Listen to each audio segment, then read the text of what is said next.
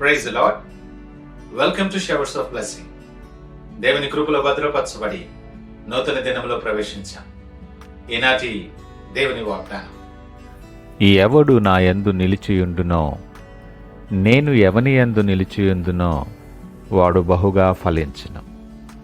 Those who remain in me and I in them will bear much fruit. యోహాను సువార్త 15వ అధ్యాయం 5వ వచనం. Praise God. ఈ నూతన దినములో దేవుడు మీ కొరకు సిద్ధపరిచిన ప్రతి దీవెన ఆకాశపు వాకిళ్ళు విప్పి మీ మీద కృమ్మరించునుగాక.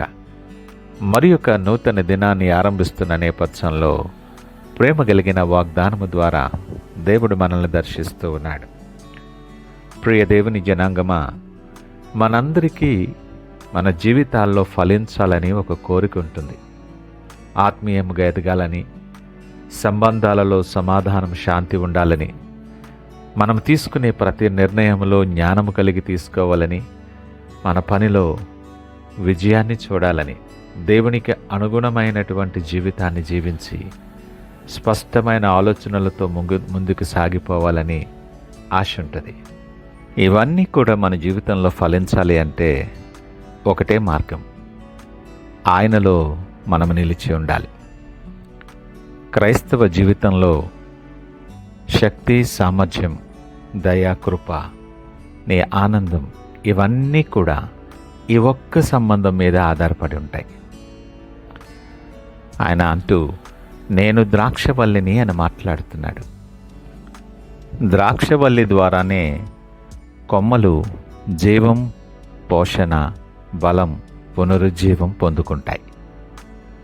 ఇది ఒక అద్భుతమైన ఆత్మీయ సత్యం.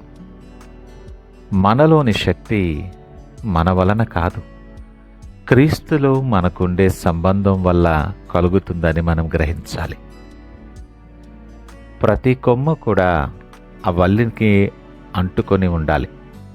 ఎప్పుడైతే కొమ్మ చెట్టు నుండి విడిపోతుందో అది ప్రాణాన్ని కోల్పోతుంది, ఎండిపోతుంది, ఫలం రాదు, ప్రయోజనం ఉండదు. మన ఆత్మీయ జీవితం కూడా సరిగ్గా అలాగనే. క్రీస్తు లేకుండా మనం శూన్యం. నాకు వేరుగా ఉండి మీరేమీ చేయలేరనే లేఖనం మాట్లాడుతుంది. ఇది మన బలహీనతను తగ్గించడానికి కాదు సుమా, ఆయన బలాన్ని మనకు అందించటానికి. అందుకే అంటాడు, ఎవడు నాయందు నిలిచియుండునో. ఇక్కడ నిలకడ చాలా ప్రాముఖ్యమైనటువంటిది. నిరంతరమైనటువంటి సంబంధం ఉండాలి. రోజుకొకసారి కాకుండా ప్రతిరోజు, ప్రతి నిమిషం మన హృదయం యేసయ్యతో కలిసి ఉండాలి. అది నిరంతరమైనటువంటి సంబంధం. రెండవది, ఆయన వాక్యం మనలో నిలిచి ఉండాలి. దేవుని వాక్యం మన ఆలోచనలను తీర్చిదిద్దాలి. ఆ వాక్యం మన త్రోవకు వెలుగుగా ఉండాలి. దావీదు అంటాడు, నీ వాక్యము నన్ను బ్రతికించెను, నా బాధలో నాకు అదే నెమ్మది కలుగచేసెను అని. వాక్యములో, జీవమైనటువంటి వాక్యంలో మనము నిలిచి ఉండాలి.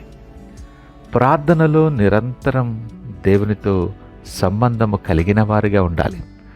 యేసుతో మాట్లాడడం మనం ఆయనలో నిలిచేటటువంటి మార్గం. విధేయత కలిగి ఉండాలి. యేసు చెప్పిన దారిలో నడవటం, ఆయన చూపించిన త్రోవలో సాగిపోవటం మనం కలిగి ఉండవలసిన మరొక అవసరత. ఆ వల్లికి అంటుకున్న కొమ్మ ఎలా వేరే దిశలో వెళ్ళదో అలానే మన జీవితము కూడా ఆయన చిత్తములోనే నడవాలి. మన ప్రణాళికలు కాదు, ఆయన ప్రణాళికలపై ఆధారపడాలి. ఆయన ఉద్దేశాలు మన ఎడల సమాధానకరమైనవే కానీ హానికరమైనవి కావు. మన మేలు కోరే దేవుడు, ప్రాణము పెట్టునంతగా మనలను ప్రేమించిన దేవుడు, ఆయనలో నిలిచి ఉండటానికి మనకిస్తున్నటువంటి అద్భుతమైన పిలుపు. ఆయనలో నిలిచి ఉన్నప్పుడు గొప్ప ఆశీర్వాదాన్ని మనం పొందుకుంటాం. వాడు బహుగా ఫలించును. నిజమే, ఆత్మ ఫలాలు నీ స్వంతం అవుతాయి. ఆత్మీయ బలము నీ స్వంతం. నువ్వు మంచి జ్ఞానాన్ని పొందుకొని నీ మార్గములో మార్గదర్శకత్వాన్ని పొందుకుంటావు. నీ ప్రార్థనకు జవాబు పొందుకొని నువ్వు నూతనమైన అభిషేకాన్ని నువ్వు పొందుకోవటానికి సాధ్యమవుతుంది. ఆయనలో నిలకడ ఉన్నప్పుడు అద్భుతమైన ఫలితాలు చూస్తాం. ఆయన నుండి వేరైపోతే నీ పరిస్థితి ఎండిపోయిన స్థితిగా ఉంటుందని దేవుడు ప్రేమపూర్వకముగా మనల్ని హెచ్చరిస్తున్నాడు. ఈ నూతన దినాన్ని ఆరంభిస్తున్న నేపథ్యంలో ఆయన మనతో మాట్లాడుతూ సూటిగా ఈ మాట చెప్తున్నాడు. నా యందు నిలిచి ఉండు, నువ్వు బహుగా ఫలిస్తావు. భయపడకండి, ఆందోళన చెందకండి, ప్రయాసపడకండి. యేసుతో ఉన్న అనుబంధాన్ని బలపరచండి. ఆయనలో నిలిచి ఉన్నప్పుడు నీవు బహుగా ఫలిస్తావు. అతడు మీ జీవితం మీద తన శక్తిని, తన కృపను, తన దయను ప్రవహింపచేస్తాడు. నిన్ను ప్రేమించి మన ఆశలు పొడిగించి దేవుడిచ్చిన ఈ నూతన దినములో ఒకసారి మనం ఆలోచన చేద్దాం. ఆయనలో మనం అంట కట్టబడి ఉన్నామా?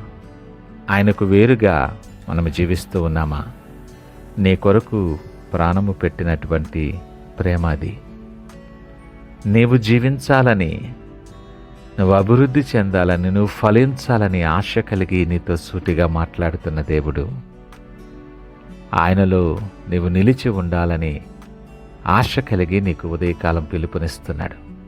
నువ్వెవరివైనా, ఏ పరిస్థితుల మధ్యనున్నా, పరిస్థితులు కానీ, అనేక రకములైన ప్రభావాలు కానీ, వ్యక్తులు కానీ నిన్ను దారి మళ్లించకుండా నువ్వు ఆయనలో నిలిచి ఉండే విశ్వాసాన్ని పెంపొందించుకో. ఏ నూతన దినాన్ని అటువంటి గొప్ప దృక్పథముతో ఆయన వైపు చూస్తూ ప్రార్థనతో దినాన్ని ఆరంభిద్దామా? ప్రార్థించుకుందాం. పరిశుద్ధుడు, ప్రేమ నమ్మకమైన మా యేసయ్య స్తోత్రాలు. ఈ ఉదయకాలం మాతో మీరు మాట్లాడారు నాయనా, మీకు వందనాలు. అయా, మా జీవితం మీద మీ కృపను, మీ దయను ప్రవహింపచేసి నన్ను విడవకుండా నీలో నిలిచి ఉండే జీవితాన్ని మాకు అనుగ్రహించు. అనేక పరిస్థితులు, అడ్డంకులు, బలహీనతలు మమ్మల్ని కృంగదీసినప్పటికీ నీ మార్గాన్ని, నీ చేతిని విడవకుండా నీవు సిద్ధపరచిన మార్గములో నడవటానికి, మీలో నిలిచి ఉండి నీవు ఆశించిన రీతిలో బహుగా ఫలించగలిగే ధన్యత మా జీవితాల్లో అనుగ్రహించమని సకల మహిమ, ఘనత, ప్రభావాలు మీకే ఆరోపిస్తూ యేసు పరిశుద్ధ నామమున అడుగుచున్నాం తండ్రి. ఆమేన్. God bless you.